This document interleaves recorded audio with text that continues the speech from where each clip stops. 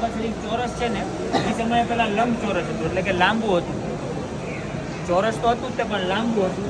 પછી 6-7 વખત જે કાંઈ બી છે એ કાબા શરીફને શહીદ કરવામાં આવ્યું. અને પછી જે છે અત્યારે જે કાબા શરીફનું તામીરી કામ કરાયું છે સલ્તનતે ઉસ્માનિયાના દોરનું છે. ક્યાંનું છે? સલ્તનતે ઉસ્માનિયા. જે તુર્કીની હુકુમત અહીંયા સાઉદીમાં હતી ત્યારે સલ્તનતે ઉસ્માનિયા એ આ બનાવેલું છે કાબા શરીફ. અને એ જગ્યા જે છે એ ખુલ્લી છે, આમ પબ્લિક માટે રહી ગઈ છે. અત્યારે તમે હતીમની અંદર 2 રકાત નમાઝ પઢો તો કાબા શરીફની અંદર નમાઝ પઢ્યો ને એટલો સવાબ જોવા મળે. રાજા જે આવે ત્યારે એનો દરવાજો ખોલી દે, નમાઝ પઢવાઈ જાય છે. આમ પબ્લિકને પડવી હોય તો અંદર એમના માટે જે છે હતીમ જે છે એ છે કે તમે હતીમની અંદર 2 રકાત નમાઝ પઢશો તો કાબા શરીફની અંદર નમાઝ પઢ્યા એટલો સવાબ છે. બરાબર, એટલે ત્યાં પણ તમે જઈને કરી શકશો. અત્યારે જે છે હજરે અસ્વદ જે છે એ બંધ છે, તમારા નસીબ થોડાક ઓલા છે. બાકી તમને એનું પણ કહું કે ત્યાં તમે ચૂમવા માટે જાઓ ને તો જ્યારે પણ ત્યારે તમારા દિલની અંદર જે કાંઈ બી દુઆ આવે ને એ દુઆ પણ કબૂલ થાય. જન્નતથી જે પથ્થર આવેલા છે એ આ ખૂણા જે અત્યારે વ્હાઈટ જે બોર્ડર કરેલી છે ને એની અંદર મઢેલા છે ખૂણામાં, ચાંદીના મુકટની અંદર.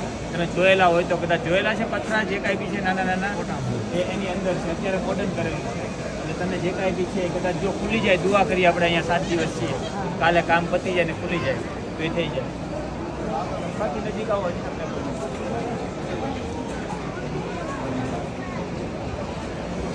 તો સામે જે ઓલો પિલોર એક બતાવી છે લાલ કલરનો, તો સામે એક બતાવી દો. સામે લાલ કલરનો પિલોર બતાવી છે. અંદર એક ગોળ જે પિલોર છે ને જે લાલ, એવા પિલોર જે છે ને અહીંયા 2 કે 3 છે. એ એક યાદગીરી માટે મૂકેલા છે. જ્યારે હુઝુર અકરમ સલ્લલ્લાહુ અલૈહિ વસલ્લમ જ્યારે મેરાજમાં તશરીફ લઈ ગયા ને ત્યારે જે જગ્યાએ બુરાક બાંધવામાં આવ્યું હતું ને, બુરાક એ પિલોરે બાંધવામાં આવ્યું હતું. લાલ કલરનો એક પિલોર છે, તમને બતાવશે. કેમ કે આખા હરમની અંદર જે છે ને એ એક જ પિલોર એવો છે કે જે લાલ કલરનો બનાવેલો છે. ઓરિજિનલ પિલોર છે એ તુર્કીની હુકુમત 2013માં લઈ ગઈ, 2013 સુધી હતું. અમુક જે છે સ્ટેન્ડ યાદી પણ. બાકી જે છે આ લોકોએ હરમ શરીફ મોટું કરવા માટે જે કાંઈ બી છે તામીરી કામ અલગ અલગ કરી આપે. તમે હજી 5 વર્ષ પછી આવશો તો આ બધું બદલાઈ કંઈક અલગ દુનિયામાં તમને આવી ગયા. બરાબર, હરમ શરીફની અંદર જ્યારે પણ આવો ત્યારે બહાર નીકળવા માટે સફા મરવાની સહીમાંથી બહાર નીકળવા. બાકી તમે કાંઈક કહો બીજા ગેટમાં નીકળ્યા તો આખી અલગ દુનિયામાં જ નીકળજો.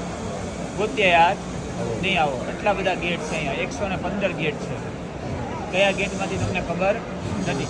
સફા મરવાની સહીનું સામે જેવો બોર્ડ મારેલું એવું માસા બતાય છે. એક એ અહીંયા છે અને એક આ સાઈડમાં છે, એમાં એરો મારેલો છે માસા. માસા એટલે સફા મરવાની સહી થાય ઇંગ્લિશમાં. તો આપણે અહીંથી પણ રસ્તો છે, હમણાં આપણે આગળ જઈશું ને ત્યાંથી ઇન્શાલ્લાહ આપણે જઈશું તમને બતાવું. બરાબર, એક સફા પહાડ ઉપર ઊભા રહીને આપણે જે દુઆ કરશું ને એ દુઆ પણ કબૂલ થશે. કુરાન શરીફની અંદર પણ સફા અને મરવાનો પહાડનો zikr છે. બરાબર, તો ઇન્શાલ્લાહ આપણે ત્યાં જઈને પણ આપણે દુઆ કરશું. એક વસ્તુ રહી ગઈ, જમજમનો કૂવો સાંભળો. જમજમનો કૂવો જે જગ્યાએ ઇસ્માઇલ અલૈહિસ્સલામની એડી મુબારક જે છે ઘસાણી હતી, એ જે અત્યારે જે ઓલા બેન જે ઊભા છે ને અહીંયા તો હાથમાં છે આજે ભાઈ ફોટા પડે છે ને જેની ફેમિલીના, એની બી થોડેક આગળ જાવ ને ત્યાં એક કૂવો છે જમજમનો. આ જગ્યાએ જમજમનો કૂવો આવેલો છે નીચે. આની નીચે 3 માળ છે. કેટલા માળ છે? આ જે તવાફ કરે છે ને એની નીચે 3 માળ છે.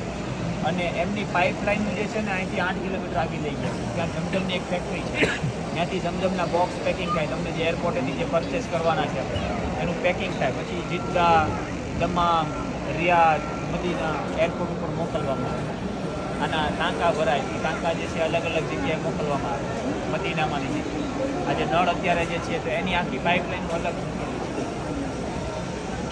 જમજમની લાઈન અહીંથી બધી જગ્યાએ. અને એ કૂવાની એક ઓલી છે ખાસિયત કે એનું પાણી જે છે ને એ જરીકે ખાલી નથી થતું, સેન્ટીમીટર એ લોકો મેન્ટેન કરવા માટે ખાલી કે પાઇપલાઇન ક્યાં જાય છે કઈ રીતનું છે એના માટે રાખે.